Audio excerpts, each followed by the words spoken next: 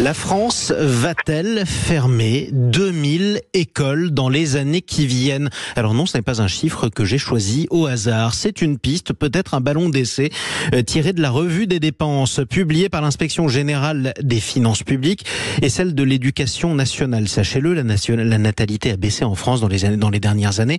Résultat, il y aura de moins en moins d'élèves dans les années qui viennent et le ministère des Finances se demande si on peut pas en tirer parti en fermant 2000 écoles. Pourquoi pas 2000 écoles? On en parle avec notre invité Frédéric Le Turc. Bonjour. Bonjour à vous. Bienvenue sur Sud Radio. Merci beaucoup de nous répondre de si bon matin. Vous êtes le maire d'Arras. Vous êtes responsable des questions d'éducation à l'Association des maires de France. Fermer 2000 écoles pour faire des économies alors qu'il y aura de moins en moins d'élèves. Ça ferait autant de villes, si on appliquait à la lettre ce rapport, qui n'est pas un programme à ce stade, ça ferait autant de villes qui seraient privées de leur école. Exactement. Ce qui est un peu absurde finalement, c'est que on regarde l'éducation avec une règle mathématique et une calculette, alors que ce qui compte, c'est la réussite des enfants. C'est en fait le fait qu'ils puissent apprendre un métier. Il est clair en fait que ce rapport n'est pas complètement à rejeter. Il faut prendre conscience de la baisse de la natalité en France, mais il faut aussi regarder la construction d'une cartographie qui permette à ce qu'on tienne compte des réalités de nos communes, de nos territoires, de la densité de population, des distances à parcourir, parce qu'il ne s'agit pas en fait de faire de nos enfants des ouvriers en fait qui iraient à la mine tous les matins. Bon, alors cela étant dit, si on est pragmatique, après tout, on est tous comptables aussi des finances publiques.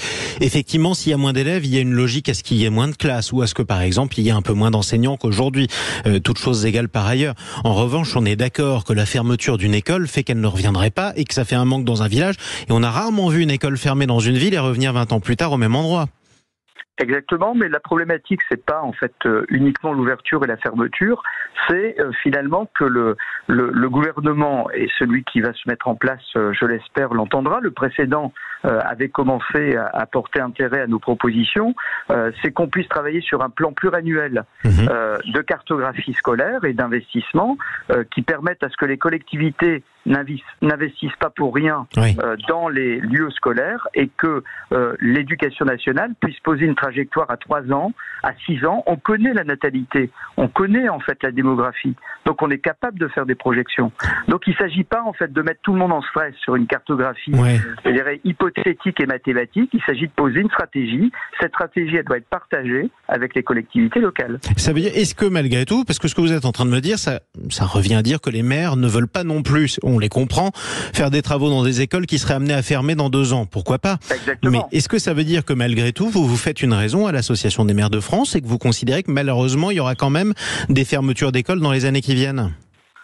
Les maires sont des gens intelligents, ils ont les pieds sur terre, ils ont la tête sur les épaules, donc ils veulent simplement que les choses soient partagées, qu'il y ait une stratégie qui soit posée sur la table, qu'on tienne compte des réalités des communes qui sont en zone urbaine en difficulté, en zone périurbaine, en zone rurale, en zone de montagne, en outre-mer.